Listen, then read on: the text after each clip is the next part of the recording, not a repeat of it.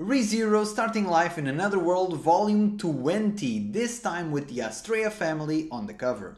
This cover is gorgeous. Visually, we have this beautiful contrast between the blue of the night and the typical red of the Astrea family, and the characters depicted are very significant both to each other and to this volume. We see Teresia smiling and at peace with her departure, and Wilhelm sad with a look of longing. We see Heinkel wallowing in his own sadness with his typical mean face, and Reinhard with his eyes closed, knowing that although he may be hated for it, he just did his duty.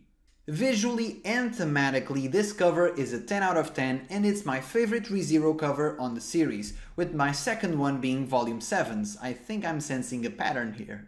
Much like Volume 19, Volume 20 is also very action-packed, however the pacing is much faster. Instead of having two big fights, we have multiple quicker fights and a well-sized epilogue that seems like the biggest that ReZero has had up until now. Keeping the fights shorter was an excellent decision as it fits these characters that aren't particularly well suited for long battles of attrition, and it kept me as the reader more invested. The faster pace made me breeze through the book, and I felt that it hit every high note that it should without really skipping over anything, and the characters that weren't fully explored are clearly being teased for a later arc, like Louis for example. As a whole, I really enjoyed this volume. To me, it was a very strong ending to Arc 5, however, I do have some criticisms which stood out to me. The first and most jarring is that two of the fights simply ended with the witch cultists leaving when they clearly had the upper hand, which seems so unlike ReZero. Usually actions in ReZero have consequences. Bad, long-lasting consequences. I have mixed feelings about it, because the attack on Pristella did have harsh consequences for a lot of the characters, and regarding Louis' situation, I don't really know much about her character. I don't know if there's some sort of time limit or specific conditions for her to possess her brother's body, so maybe in that case it made sense for her to leave. I guess I'll know in the future. Capella retreating though made no sense to me, and it really felt overly convenient and poorly written, something that I'm really not used to in ReZero. It felt like a very non-ReZero-like decision. They could have at least tried to smoothen it out. Maybe some witch cultist comes in and tells her about Regulus's defeat, and that prompts her to leave. Like this, it just felt out of nowhere and it really didn't feel justified. Maybe this is one of those moments in the story that in hindsight will make more sense. Maybe in future arcs we will discover and get some sort of explanation for this, but as it stands, I felt like this could have been better written. It just felt out of nowhere.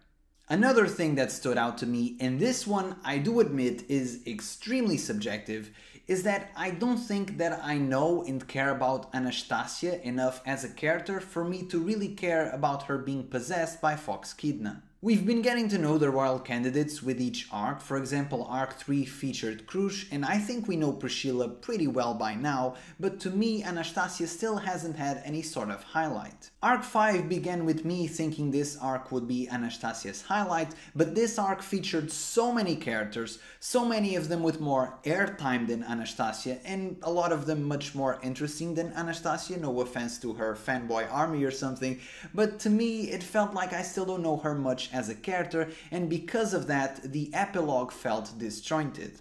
This plot point would work much better if it was done with Priscilla, for example, because me as the reader could notice the difference between fake Priscilla and real Priscilla. Here I don't really catch those nuances, and maybe it's just me, maybe this is just a subjective thing, but I think this plot point should have been done with someone that the reader has a better mental image of. For example, the loss of Krush's memory was so devastating because we got to compare who Krush was before and who she is now. I don't know, maybe I'm completely alone on this and this is a controversial opinion, but to me this plot point is a bit of a miss. I think the plot point itself is interesting, but it should have been done with another character or more down the line with Anastacia. And finally, to no fault of the author, but of Yen Press, lovely Yen Press, I don't know what is up with my copy of Volume 20, but this one had several misprints where I just couldn't read the word and sort of had to guess.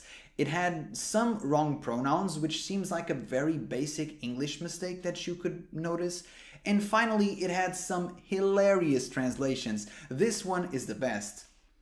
A word of warning, beware of gluttony, gourmet, garbage, and even gorging. Garbage? I'm no expert in Japanese, but I'm pretty sure there's a better translation than garbage here, and they use it more than once, which makes it even funnier. Usually I don't mind yen press and official translations being more professional than fan translations and not using as nerdy of terms. I think that what you lose in accuracy, you gain in accessibility. Maybe someone really gets into ReZero or Overlord and they don't necessarily know all of these nerdy terms and these specific things about Japanese culture. And some official translations that try to sound more professional, like Muppet Mage for example, are just funny to me. Sometimes they do make egregious mistakes though, and this garbage one was just so bad it completely took me out of the scene. I couldn't even take it seriously anymore. I don't know if it's because of the ever-increasing lexicon in ReZero, but the translations seem to be getting worse, and that's not a good thing. Anyway, let's get to our man in the helmet, Al. In this volume it's revealed that Al is the man who's been interfering with the witch cult's plans behind the scenes. I wouldn't say the reveal in itself was very surprising, as it was strongly hinted by Al's dialogue and by certain suspicious actions like conveniently grabbing a witch cultist's mirror, but it does show that his methods are very different from his Japanese buddy, Subaru. Al is much more jaded and pragmatic than Subaru, something that was already highlighted in volume 18, where Subaru came off as much more hopeful and idealistic. Through Al's actions we see just how far apart they are in their values. Al opened up the floodgates, risking various casualties, he disposed of various members of the Council of Ten, he stole or at least scavenged the crystals to wake up Beatrice, and when he noticed something was wrong with Anastacia, he immediately pointed his weapon towards her.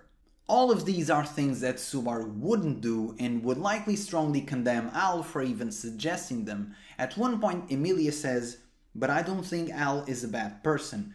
Well, sweetheart, maybe not. I don't think he's a good person either. I'm sure that at some point there will be a big confrontation between Subaru and Al, and it's clear that Al didn't really tell anyone about what he was doing, as most of the cast, as pragmatic as some of them may be, would likely object. Al's authority also seems to be different from Subaru's, as he mentions some sort of territory that was undone at some point. So I'm very curious to see which authority would be more effective at manipulating a timeline if the story ever comes to that. Al seems to have met other witch cultists and seems to know a lot about them, he has the witch's smell which has been noticed by various characters, and he has an authority of his own, and to quote the great late Betelgeuse, "Are you Pride?" Al seems to know a lot of things because he can loop just like Subaru, but he also seems to have this general information which would be circumstantially difficult to obtain using an authority like Subaru's, like waking up Beatrice with those crystals for example. At one point he says to Capella, "I don't love anyone," which isn't very encouraging. I mean, the royal candidates' knights don't all have to love each other, but loving someone, or at least having some affection towards Priscilla, would be a good start. So it makes me question, why is Al helping Priscilla? And Priscilla, who has shown to have a great intuition, seems to not completely trust Al, so there's something fishy going on. Maybe I'm reading way too much into this, and I kind of hope that I'm wrong, as I really like Al, but I think it would make a lot of sense if he is Pride, if he was a witch cultist and he has a gospel. The gospel would give him access to information he shouldn't have and would point him in directions he normally wouldn't go, like, hey, go join the Priscilla camp. If I predicted anything that's even remotely right, I'll definitely come back to this video in the future. Until then, Al remains a mysterious man that's a great parallel and a great contrast to Subaru. And also a man who apparently has yellow eyes despite wearing a helmet the entire time, according to the Yen Press translation. And now let's indulge a bit in gluttony, and by that I don't mean gobbling up a bunch of food while you watch this video, although you can certainly do that. I mean, let's take a look at the ever confusing and terrifying prospect that we have 3 archbishops of gluttony, and that they all have the cruelest authority in the entire series, and that's saying a lot in a volume with Capella. First, the authority is completely overpowered, as they can just gobble up strong fighters and get their powers and techniques, which is just ridiculous. There's a reason why that is a very video game protagonist-like power, because it's just so strong and so versatile.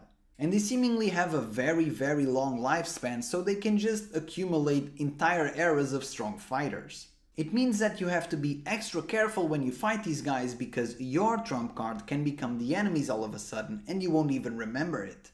Gluttony is the only authority, besides the time looping ones of course, where it affects reality as a whole, and that's why it's so terrifying. The fight scene where they were forgetting their comrades who they just fought with as they were being gobbled up was so creepy. Not only for the characters, but for me as a reader as well, because after they ate Rem, no one is safe to me, the stakes are very high, so I was just worried for everybody. The author got me rooting for Gaston of the Three Stooges. Now that is impressive writing. Being removed from existence is arguably more cruel than simply falling in battle, and it's especially cruel because Subaru and us, the reader, can remember what was lost. And the fact that they gloat about it is so disturbing. When Lai was impersonating Rem, my fist and my soul were clenched. Don't you dare defile her memory, you unkempt weirdo. Go see a dentist. Subaru being the only one to remember Julius is kind of funny in a very dark humor kind of way, but also incredibly sad. Unlike Gluttony's other victims, Julius is aware that he's been forgotten, and to add to that, he's faced with a brother that he doesn't even remember. That scene was heartbreaking. It's very depressing to see the gallant Julius in such a bad situation, and quite honestly, at this point it's a toss-up between who is more unlucky, Krusz or Julius. What do you think? Would you rather be reset back to factory settings and cursed by dragon blood, or be forgotten by everybody and have a vegetable brother who you can't remember? Leave it in the comments below. The spookiest thing is, I don't even know if this damage is reversible. Can they even revert it back if they just defeat Gluttony? Do they need to defeat all three of the food enthusiasts? I don't know. In ReZero, usually things are more cruel and more complicated than simply defeat the bad guy to save the day, so I'm looking forward to see how this situation develops. To me, while Julius was the biggest tragedy in this volume, the most compelling and juiciest drama was of course the Astrea family telenovela. Wilhelm is the most fascinating one for me because we see a side of him that we don't usually see before. Just in volume 19 he was still knightly and stoic and very determined to save his wife from necromancy. And yet, as soon as Wilhelm sees his son, that tiny moment of weakness fully escalates into opening up the floodgates of emotion for Wilhelm. He quickly regresses from a fierce warrior back into an awkward boy in love. He seems so pathetic at times, which is a word I didn't even expect to use when referring to Wilhelm, but in this volume the difference between him and Reinhard is very clear, and it's a very humbling moment for Wilhelm. This is my own interpretation, but I don't think Wilhelm is truly angry at Reinhard. Wilhelm deep down is angry at himself, because Reinhard had the skill and the presence of mind to do what was right and what Wilhelm could not do. Wilhelm just can't reconcile those feelings of admiration and perhaps even envy for Reinhard with the fact that his grandson took his wife away twice now. His own grandson has become the face of someone Wilhelm resents, and that's an awful fate for both grandson and grandfather. It's unclear what Wilhelm was going to say to Subaru at the end of the volume, but it's clear that the relationship between those two is much better than the one between Wilhelm and Reinhard. Subaru respects and admires Wilhelm, and Wilhelm respects Subaru back. The two have a certain ease and familiarity when talking with each other, and it shows they have a certain affection for each other, almost like Subaru emulates the relationship that he should have with Reinhard, but unfortunately doesn't have. From Reinhard's side, I also really enjoyed this theme of duty. Puck said in a previous volume something along the lines of "you are the hero and that is all that you can be," and that really summarizes Reinhard as a character, both his strength and his biggest problem. A lot of the characters, perhaps even his own family members, are in awe and envious of Reinhard's strength, but it greatly limits him and it single-handedly defines him as a person.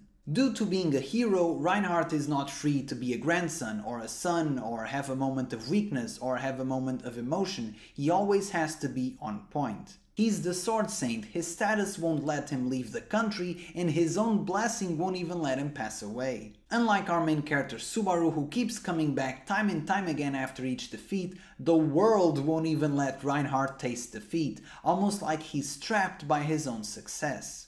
In a series where the main character is Subaru, who started off as a loser NEET, Reinhard feels very lonely as a character, although in a different way. I really enjoyed the Astrea characters. It's still not entirely clear to me where the subplot with Heinkel is going, but to me the Astrea family storyline is one of the best storylines in ReZero, and Reinhard and Wilhelm are both two of my favorite characters. As a whole, I enjoyed Arc 5 more than Arc 4, as I think the story was more concise and the author did a great job at weaving in all of these characters. This arc could have been very bloated, but every character had their own little moment to shine, from main characters like Subaru to more minor characters like Liliana.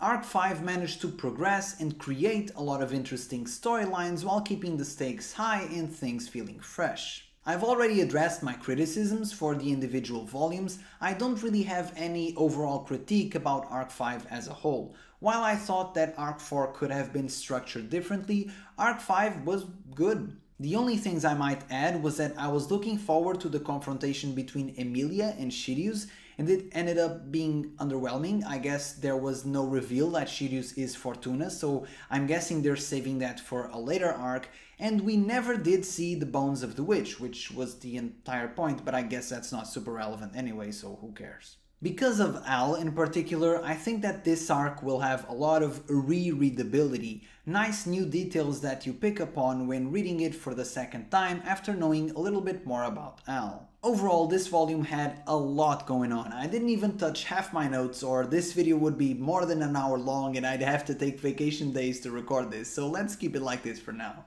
My MVP for Volume 20 has to be Al for a great fight against Capella, as well as all the meddling behind the scenes that gave the extra spice to Arc 5.